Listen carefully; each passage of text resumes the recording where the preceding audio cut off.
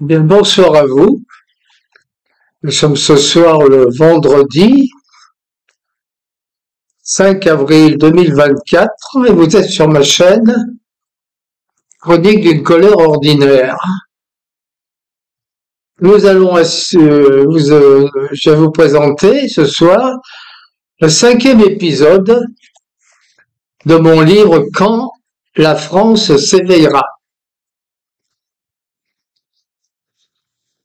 Alors nous en sommes au chapitre 3, un tournant décisif.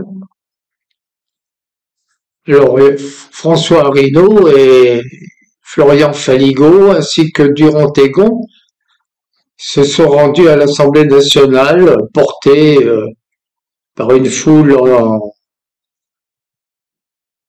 enthousiasme qui se dirige vers l'Assemblée nationale et avec difficulté ils sont arrivés et la présidente de l'Assemblée, Yael Schwarz-Piquet, nous attendait avec Aurore Bouget, Durantégon et Phaligot, un peu en retrait, étaient déjà arrivés. L'accueil fut assez frais, c'est le moins que l'on puisse dire. Vous êtes ici dans l'enceinte sacrée des représentants du peuple de France, et j'espère que vous saurez en respecter le symbole. Je vous accueille parce qu'il semblerait qu'une opinion publique surchauffée et fanatisée par des informations chaque jour plus tendancieuses et calomnieuses envers les députés, sénateurs et membres du gouvernement puisse menacer nos institutions. J'espère que vous aurez à cœur, en tant que dirigeant d'un parti politique et haut fonctionnaire, de rétablir la vérité des faits et des événements, et saurez où et comment sauvegarder les institutions de la France. Florian Rinaud, qui semblait un peu surpris par cette diatribe, et qui regardait Durantégon et Florian Phaligot, qui lui faisaient des signes de modération, répondit malgré tout assez vertement. « Madame la Présidente, nous vous remercions d'avoir eu l'obligeance, il faut le dire un peu forcée, de nous accueillir. Vous nous parlez du caractère sacré de cette enceinte que nous n'avons jamais cessé de rappeler et qu'il me semble avez vous-même quelque peu oublié. Mais il n'est guère le moment de nous quereller, alors que la France est au bord de l'explosion. J'espère que vous en êtes consciente. Il est temps pour vous de laisser de côté toute autre considération que les intérêts vitaux du peuple de France. Je vous demande le droit, pour mes partenaires et moi-même, de prendre la parole devant cette Assemblée. Je suis convaincu qu'il est vital de le faire maintenant. » Ne répondant pas, la présidente tourna les talons et se dirigea vers l'hémicycle en maugréant « Suivez-moi ». Nous nous dirigeâmes alors tous vers l'intérieur de l'Assemblée. Je ne fus pas autorisé à demeurer dans les rangs réservés aux membres du gouvernement et je dus me rendre dans les tribunes des visiteurs. François Rinaud, Durantégon et Florian Phaligot restèrent dans l'enceinte réservée au gouvernement. La présidente prit la parole. « Mesdames et messieurs les députés, aujourd'hui est un jour mémorable où la représentation nationale, s'inclinant devant la volonté du peuple de France, est amenée à entendre des hommes politiques non élus qui veulent nous délivrer un message. Quelle que soit la qualité et la valeur de ces personnes, nous devons conserver notre libre arbitre et nous devons décider en conscience. Merci. Je passe la parole au premier orateur, Monsieur Florian Phaligot. Celui-ci s'avança près du micro et regarda longuement l'assemblée silencieuse en dessous du perchoir, puis il prit la parole. Madame la Présidente, Mesdames et Messieurs les députés, vous venez de demander à cette Assemblée de décider en conscience. C'est bien de cela qu'il s'agit, la conscience. À cet effet, je dois vous rappeler que la France, depuis le 5 décembre 2023, date de l'assassinat du président Macron, notre France est pratiquement en soins palliatifs.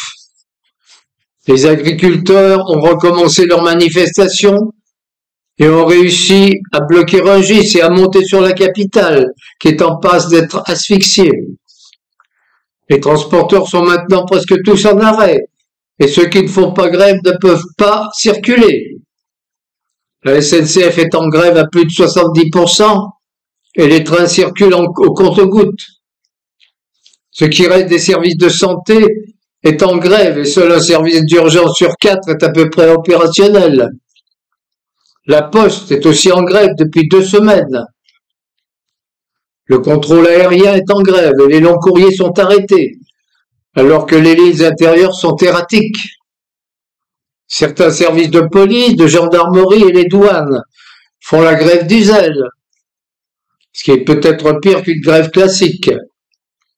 France Travail a cessé de travailler depuis 2 semaines également. J'arrête l'énumération, j'en ai très certainement oublié. Toute cette litanie pour justement vous faire prendre conscience de la situation. Pendant combien de temps pensez-vous que la France puisse encore tenir avant de s'effondrer dans le chaos et la guerre civile?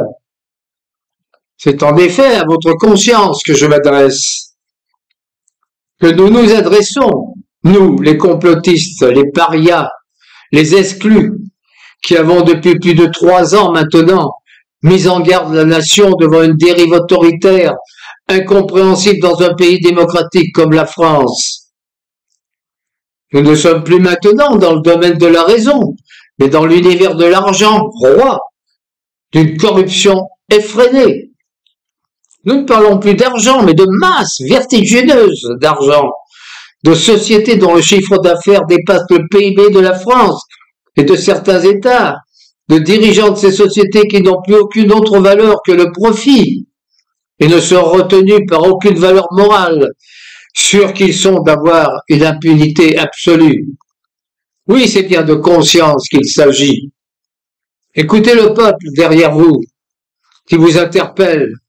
Il est encore bon enfant. Il goguenarde, il s'esbaudit.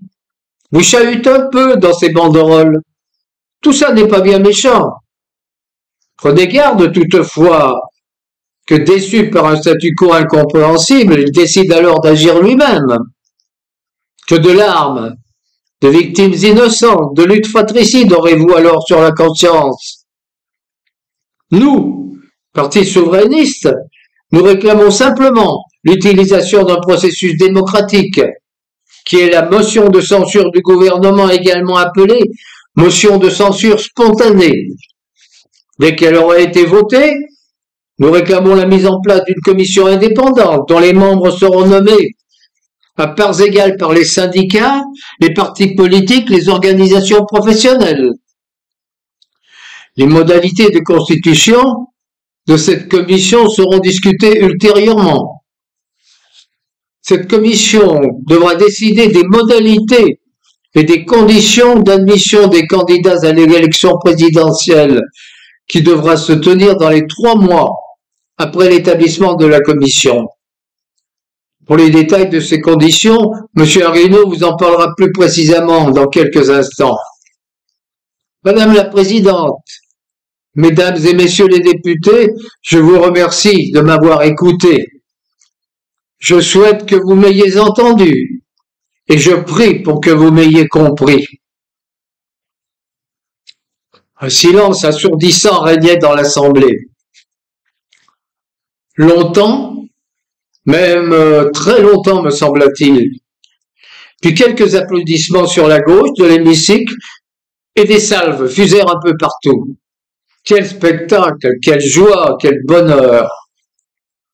François Arinault prit à son tour la parole en rappelant les dangers d'une guerre nucléaire et l'engrenage qui menaçait la France, tant par son appartenance à l'OTAN que par son aide financière et en matériel militaire à l'Ukraine.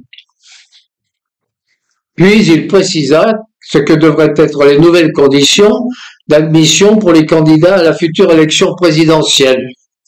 Le peuple de France éveillé, conscient de l'enjeu de ce moment historique, où se joue maintenant l'existence même de la France, demande la dissolution du gouvernement par une motion de censure de l'Assemblée nationale, la tenue de l'élection présidentielle dans les 3 mois, et pour ce faire la modification des conditions d'admission des candidats à cette élection.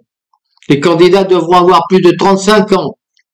Ils ne devront avoir subi aucune condamnation portée au registre P1 du casier judiciaire, sauf les contraventions pour délits routiers dont il ne sera pas tenu compte. Ils devront être de nationalité française par origine ou naturalisation. Les candidats devront avoir obtenu 300 parrainages des grands électeurs à la date du dépôt des candidatures. Ces parrainages auront été obtenus par les candidats eux-mêmes, mais le démarchage par des amis, des partisans et autres sympathisants est autorisé. Les parrainages seront anonymes et ne pourront être portés à la connaissance du public. Seul le résultat final sera publié. Les candidats bénéficieront tous d'un temps de parole égal, tant auprès des radios que des chaînes de télévision. Un organisme indépendant créé à cet effet sera chargé du contrôle de ces temps de parole. Merci de m'avoir écouté.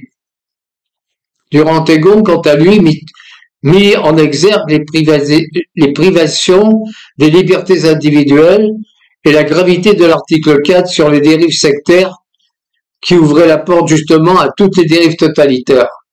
Nous étions le 26 février 2024 et il était 22 heures. Voilà pour ce 5e épisode de mon livre Quand la France s'éveillera. Merci de m'avoir écouté et à demain, j'espère.